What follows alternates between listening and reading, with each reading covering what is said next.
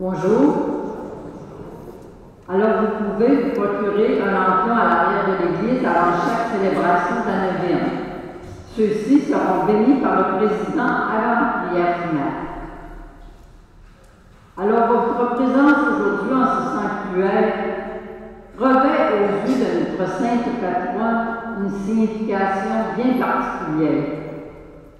Elle est l'exemple concret de notre intention de porter témoignage de son importance dans vos vies. Elle est aussi désir évident de manifester foi et espérance en sa présence comme intervenant privilégié auprès de son petit-fils. Elle est comme réponse concrète à ce que le mot témoignage représente dans notre réalité aujourd'hui. Votre accueil, vos mots, vos gestes altruistes, vos regards sont donc appels à transmettre vos convictions profondes et sont invitations à continuer à marcher à la découverte de la route du témoignage. Soyons donc comme ces personnes qui ont une influence prédominante dans le parcours de nos vies et qui chaque jour nous donnent le goût de dire la beauté et la grandeur des œuvres du Seigneur. Laissons Madame Marie-Josée Poiré nous donner le goût de vivre l'espérance dans l'Église en communion avec nos frères et sœurs dans le Christ et ce, dans l'unité et la fraternité. Levons-nous et suivons la lumière du pèlerin, représentée par le lampion du jubilé qui marque le début de notre célébration.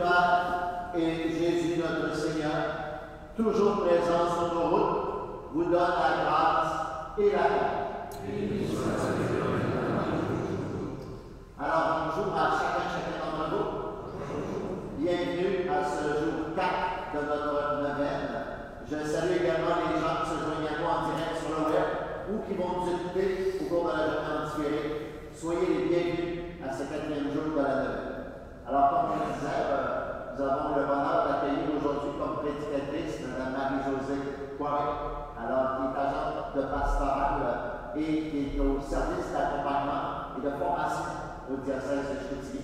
C'est elle qui va animer la méditation de ce matin et aussi ce soir. Alors, bienvenue, Marie-Josée, et merci d'être avec nous. C'est quand même une personne qui a fait beaucoup de route pour être avec nous.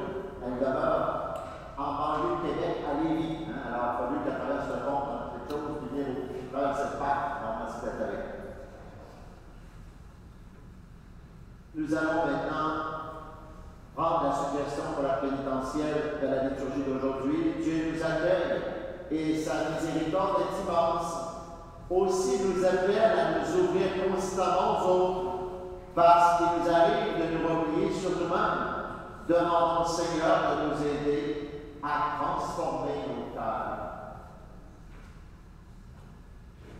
Seigneur Jésus, lorsque nous fermons les yeux devant les personnes qui ont besoin de notre accueil, prends pitié de nous.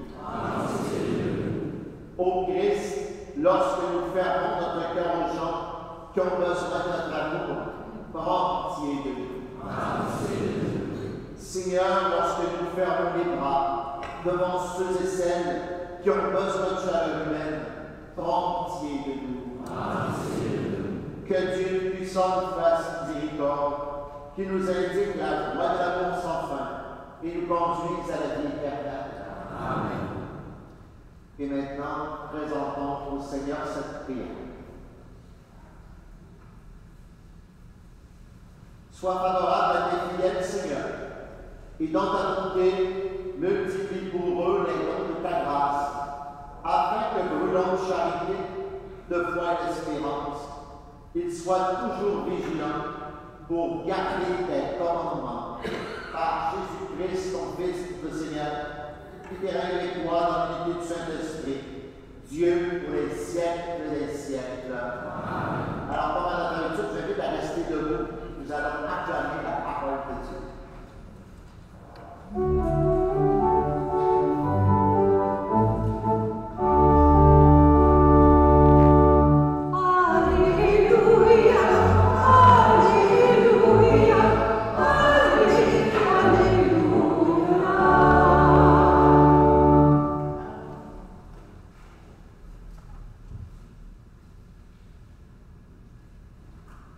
De la commande de Paul à l'Église de Corinthe.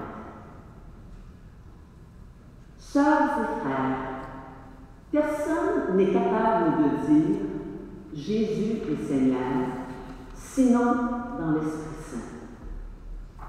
Les dons de la grâce sont variés, mais c'est le même Seigneur.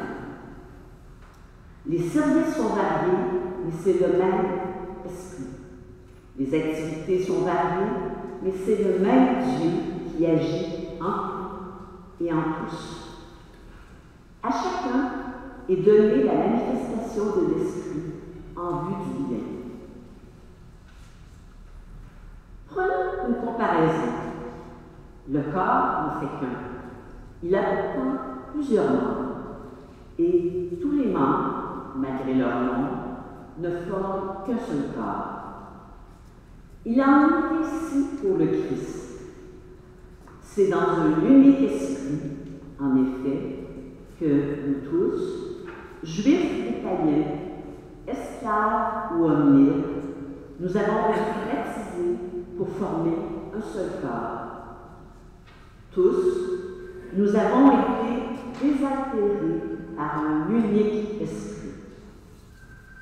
Ah, vous êtes corps du Christ. Et chacun pour votre part, vous êtes membre de ce corps. Parole du Seigneur.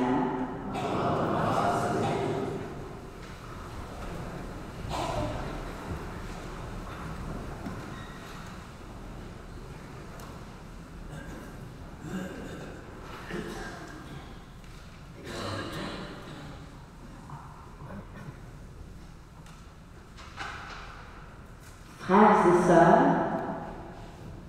vous qui participez à la levée de Sainte-Anne, que ce soit ici en personne ou via le web, bonjour.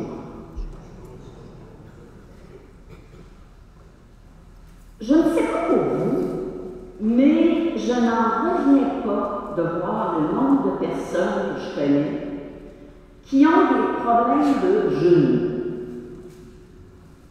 Est-ce que c'est comme ça pour vous aussi? Oui, hein? J'ai une amie qui, même pas 60 ans, a commencé à avoir des douleurs terribles aux deux genoux. Pourtant, c'était une grande marcheuse qui enfilait facilement 5, 10, 20 km par jour. Aujourd'hui, elle a 63 ans et elle a dû être opérée aux deux genoux et subir à chaque fois une douloureuse et difficile rééducation. Je vous entends vous dire dans votre tête, mais elle s'en va où avec ses problèmes de genoux en pleine vingtaine de 50 ans? Ça n'a rien à voir. Bien oui, vous allez voir, ça a quelque chose à voir et on va découvrir ensemble que les problèmes de genoux ont quelque chose à voir avec notre nouvelle et aussi avec la thématique qu'on aborde ce matin.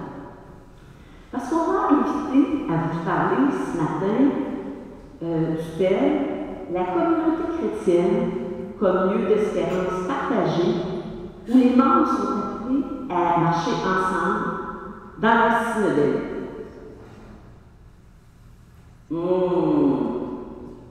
J'aurais bien envie de faire un petit sondage. Êtes-vous prêts pour un petit sondage? Hein? Si je posais la question, c'est quoi la synodalité? Ou encore, bon, il y en a peut-être parmi vous qui se disent, ben non, on va encore nous casser la tête, les oreilles avec ça, la synodalité. Mais rassurez-vous, là, j'en ferai pas de petits sondages, on n'a pas le temps d'entrer là-dedans ce matin, on n'a pas l'équipement. On va plutôt revenir à mes genoux et on va voir ce qu'ils peuvent bien avoir à faire avec la lecture de symboles que vous venez d'entendre, le thème de la retraite et notre thème d'aujourd'hui. Vous allez voir, vous ne verrez plus jamais les genoux de la même façon en sortant.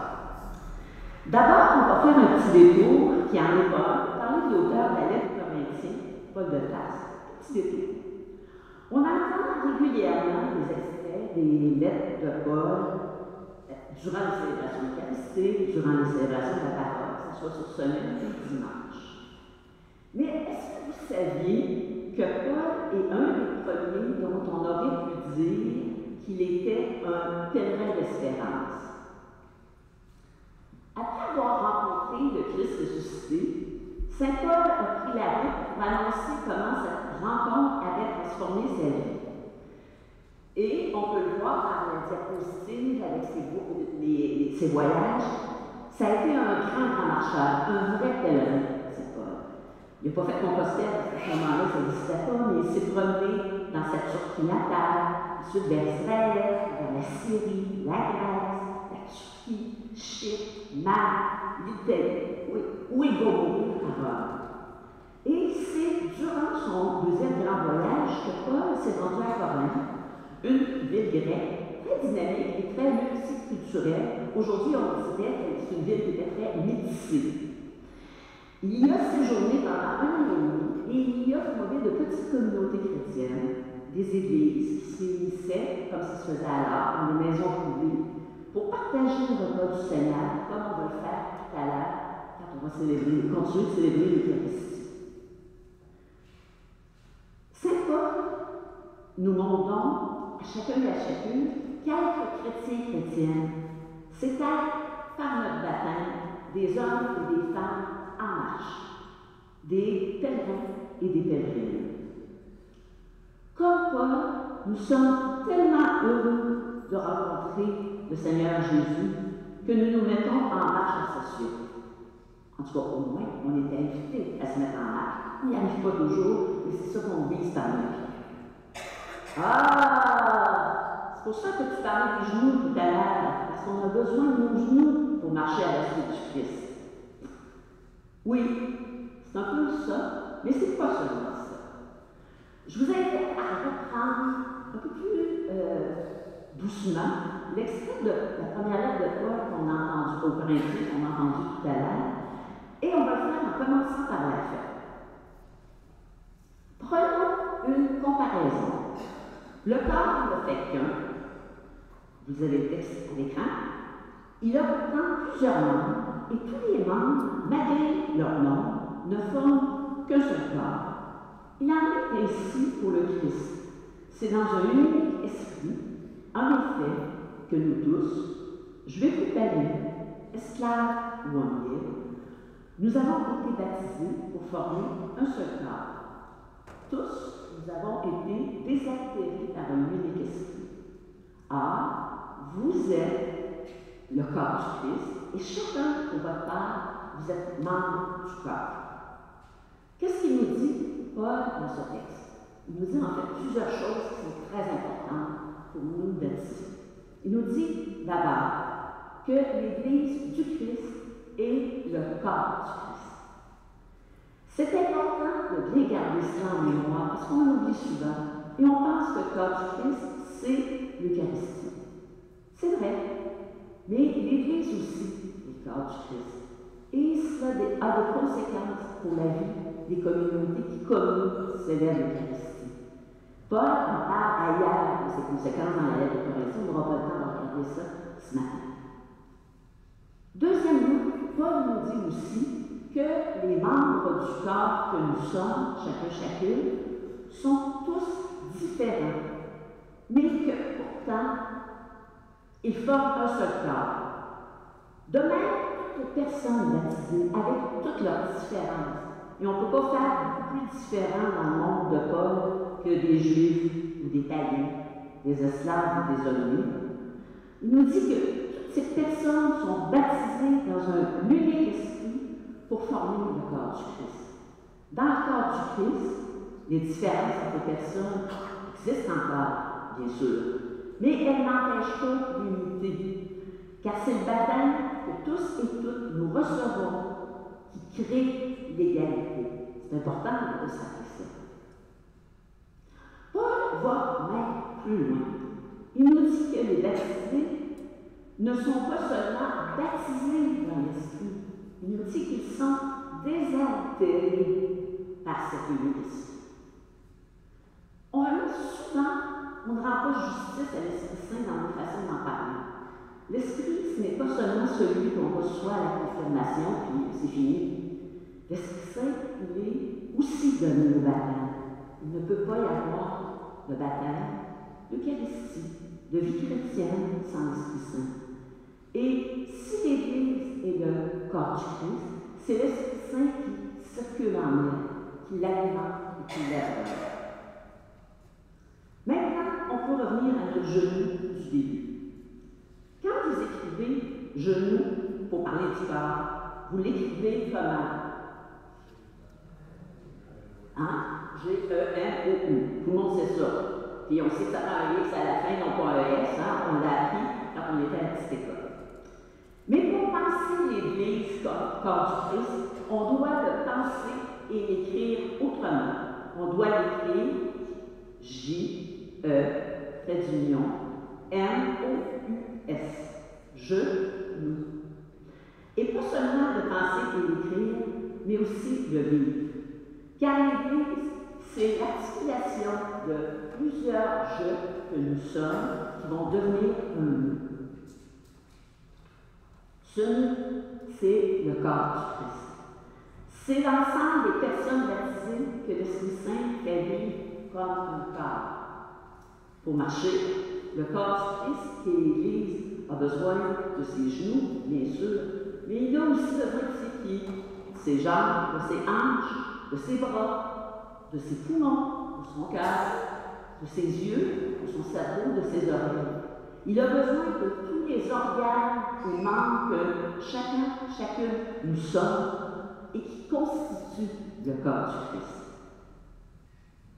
Est-ce que vous allez passer autrement aux genoux maintenant? Cela nous aide à mieux comprendre la première partie du texte de Corinthiens, de la lettre de Corinthiens qu'on a lu tout à l'heure. On va la relire ensemble, c'est un petit moment, là, j'ai beaucoup parlé depuis, on va se la remettre en mémoire. Personne n'est capable de dire « Jésus est Seigneur » sinon dans l'Esprit Saint. Les dons de la grâce sont variés, mais c'est le même Esprit. Les services sont variés, mais c'est le même Seigneur. Les activités sont variées, mais c'est le même Dieu qui agit en tout et en tous. À chacun est donnée la manifestation de l'Esprit en vue du bien. À chacune, et donner la manifestation de l'esprit en vue du bien. La traduction liturgique de la Bible arrête là, on ne va pas plus loin. Mais dans d'autres traductions de la Bible, on peut lire en vue du bien commun ou en vue du bien de tous et toutes. Chacune, nous recevons des dons variés. Nous exerçons des services variés. Nous avons des activités qui sont variées. Mais c'est le même esprit qui nous anime et qui rend cela possible.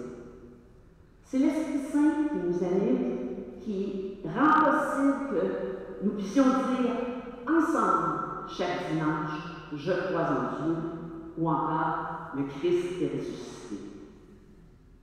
C'est l'Esprit Saint qui rend aussi possible que nous partagions les dons variés que nous avons reçus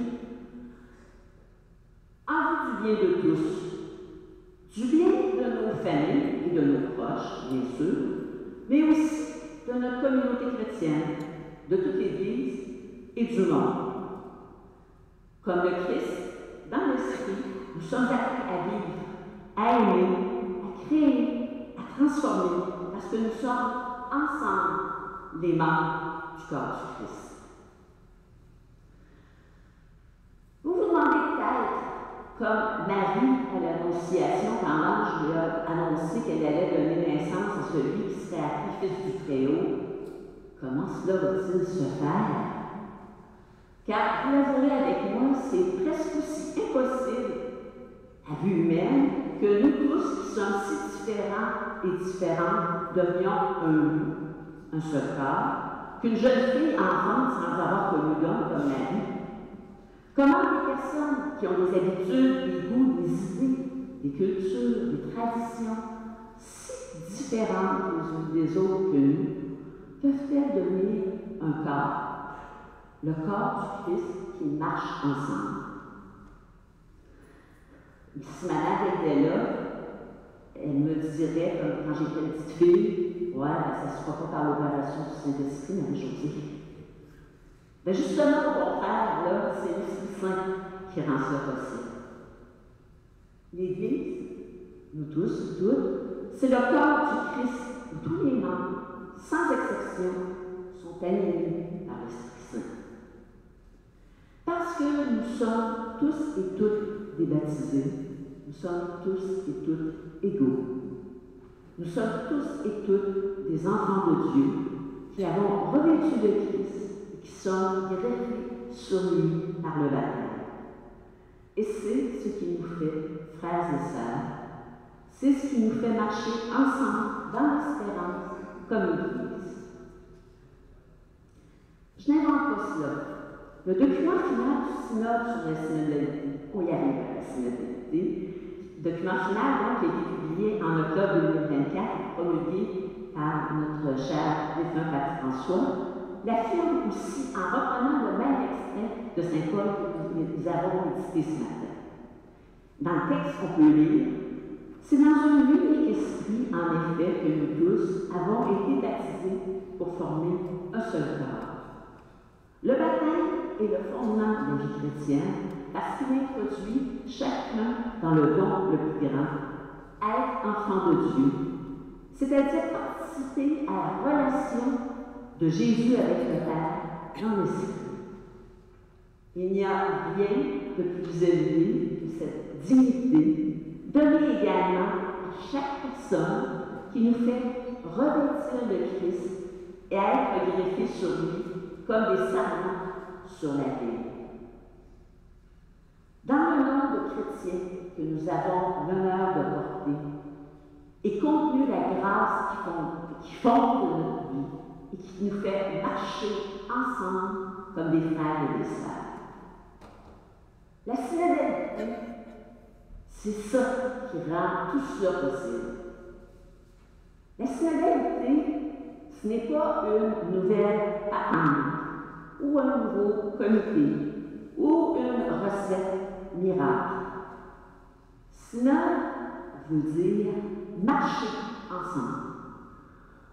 Vous savez comme moi, je l'ai rappelé tout à l'heure, le corps ne peut pas marcher si ses organes et ses membres ne se coordonnent pas, si le pied veut partir d'un bord et les yeux de l'autre. Eh bien, c'est pareil en Église. Cherchez à vivre synodalement en Église. Cela veut dire que toutes les personnes baptisées, qu'elles soient des hommes ou des femmes, des riches ou des pauvres, des personnes instruites ou des quasi-illettrés, des gens à droite ou d'autres plus à gauche, toutes les personnes baptisées sont appelées à être des membres actifs du corps, en accueillant les charismes, les dons que l'Esprit distribue abondamment à chacun et à chacune, et en s'engageant les mettre au service du royaume avec humilité et un sens de l'initiative créative. Mais ça ne veut pas dire que c'est facile, loin de là.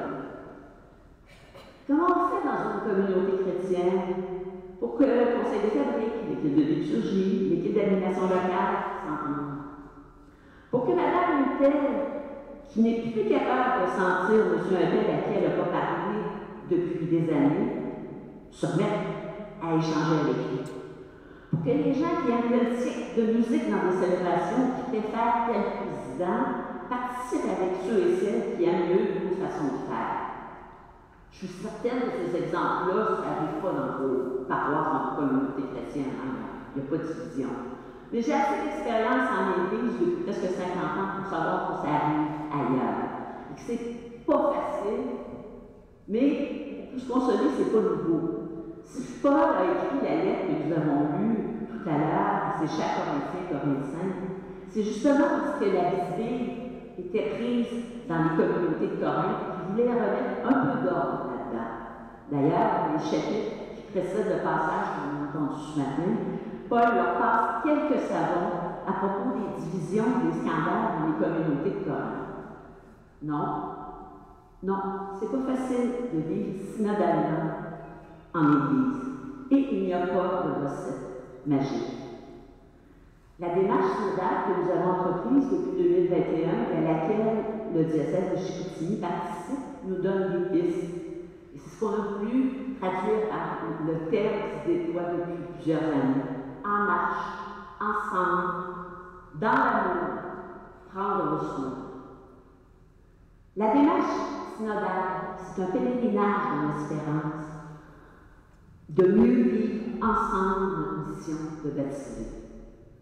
Ce pèlerinage est commencé, mais il est loin d'être terminé. Est-ce que vous avez envie de participer?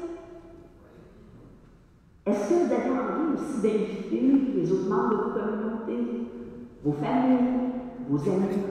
Car toutes les personnes de bonne volonté, qu'elles soient riches ou pauvres, instruites ou illettrées, ils sont bienvenus. Je reviens à notre thème du départ. La communauté chrétienne comme lieu d'espérance partagée où les membres sont appelés à marcher ensemble dans la synodalité. Être chrétien ou chrétienne, être disciple du Christ, vivre son baptême, cela ne se fait pas tout seul. L'espérance que nous donne la résurrection du Christ nous met en marche, comme Saint Paul, ensemble, en Église, pour participer à la construction d'un monde nouveau. L'humanité en guerre, maintenant, plus que jamais peut-être auparavant, pas les grandes guerres mondiales, les petites guerres en un peu partout. La planète qui souffre, vous voyez, on l'a vu cette semaine, on constate encore, toutes les personnes qui sont en attente et en besoin d'amour ont besoin qu'on se mette en marche avec eux, avec elles. Nous aussi. Alors, est-ce que vous avez envie de passer d'une personne qui a mal au genou toute seule à une église qui cherche, même si ce n'est pas facile, à articuler les jeux pour devenir ensemble un nous? Mettons-nous en marche et prenons la route ensemble, dans l'espérance, car c'est Dieu qui nous conduit. Suivons la route ensemble pour apprendre à reconnaître et à lire les signes de l'Esprit de Dieu qui nous fait vivre. Puisse l'Eucharistie que nous célébrons ce matin nous faire devenir un peu plus le corps du Christ. Bonne suite de célébration et de nouvelles de Saint-Anne.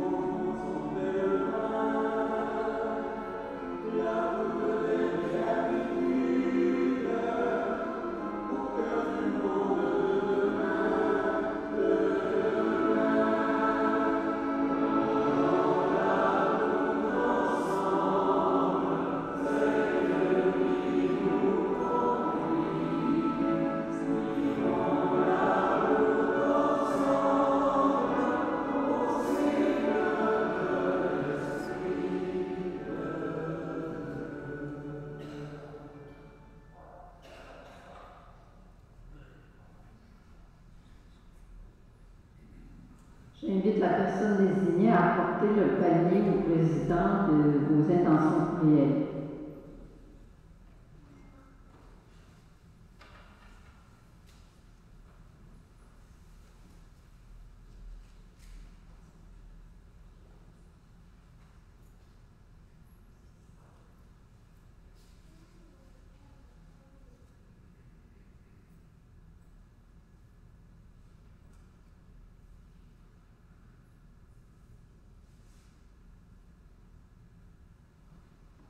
J'inviterai maintenant quelques personnes à ramasser vos offrandes.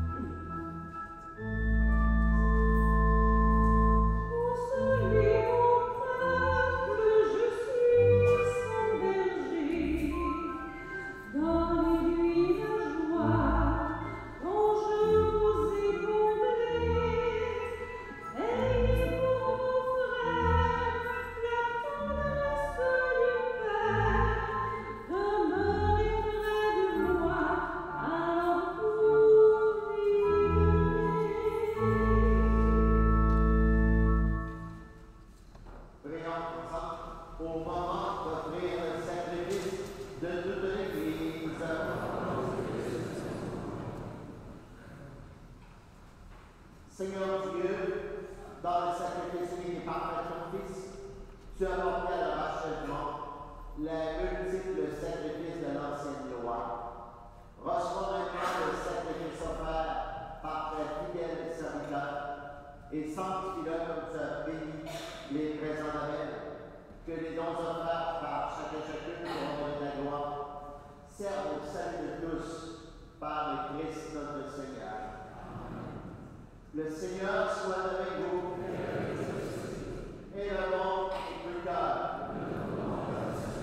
Rendons grâce au Seigneur notre Dieu. Vraiment, il est juste et bon, ta gloire, notre salut, et ta faire de grâce toujours et en tout lieu.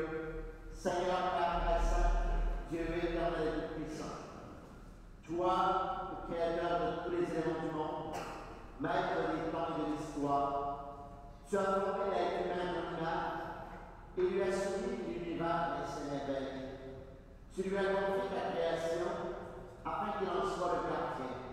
Et quand on y rend ton œuvre, il ne cesse de ton grâce par le Christ, notre Seigneur. C'est pourquoi nous te louons avec tous les anges et dans la joie, nous célébrons en proclamant.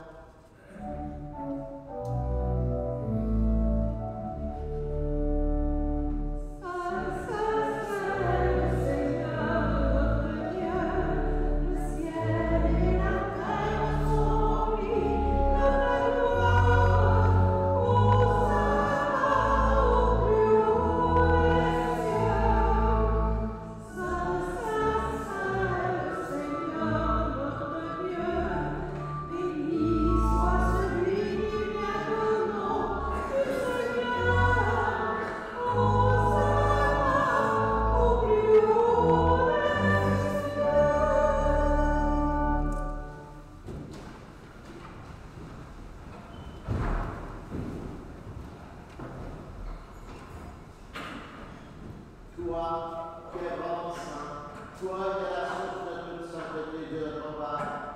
voici rassemblés devant toi, dans la communion de toute l'Église.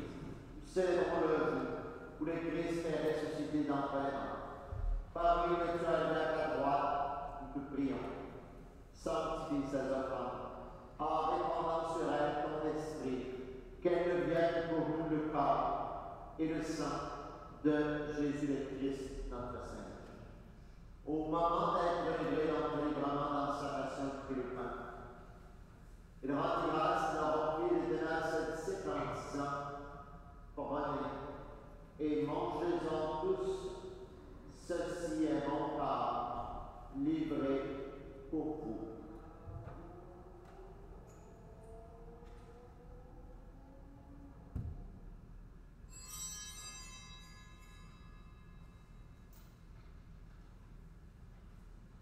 Demain, après le repas et les coupes, de nouveau il rendit grâce et la donna à ses disciples en disant, prenez et buvez-en tous, car ceci est la coupe de mon sang.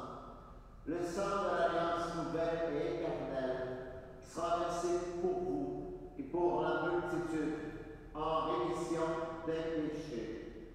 Vous faites cela en mémoire de moi.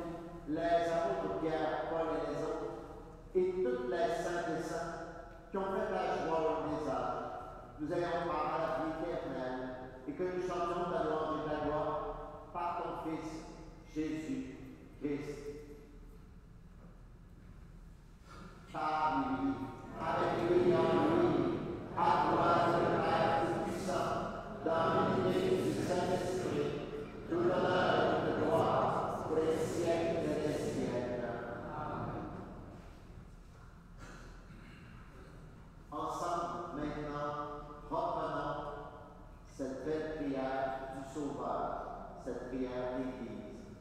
Notre Père,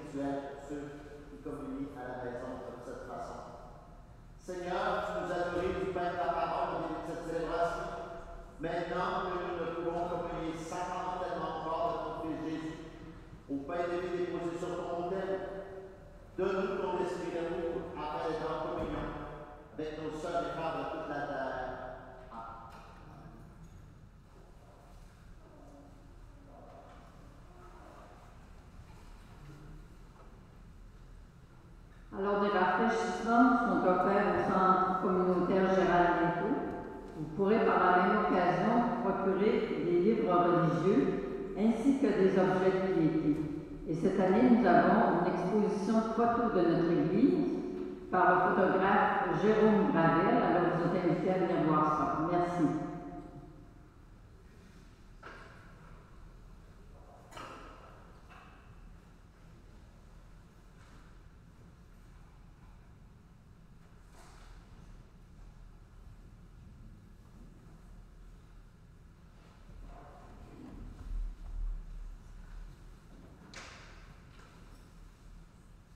Sainte-Anne, Mère bénie de Marie et grand-mère de Jésus, toi qui as marché dans la foi et l'espérance, guide-moi sur le chemin du Christ, ma lumière et ma vie. Apprends-moi à faire de mon pèlerinage terrestre un voyage intérieur vers Dieu. Soutiens mes pas dans les épreuves et fortifie mon espérance en la victoire du ressuscité. Aide-moi à bâtir avec mes frères et sœurs dans la foi une communauté unie, à vivre les sacrements de l'Église comme une source de renouveau, à témoigner de l'amour par des gestes concrets de charité imprégnés de l'Évangile. Sainte-Anne, modèle d'espérance, intercède pour moi, pour mes proches et pour nos communautés chrétiennes, afin que, ensemble, pèlerins d'espérance, nous portions la lumière du Christ et que nous avancions dans la paix, la réconciliation et la joie du royaume. Amen.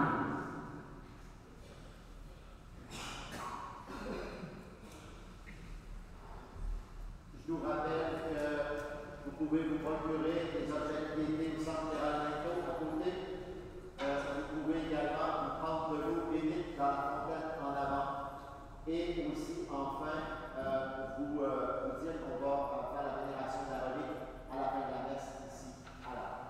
Merci encore à Marie-Josée pour ta prédication. Je vais cheminer ensemble comme Église, comme communauté chrétienne. Merci encore. Et levons-nous pour la dernière prière.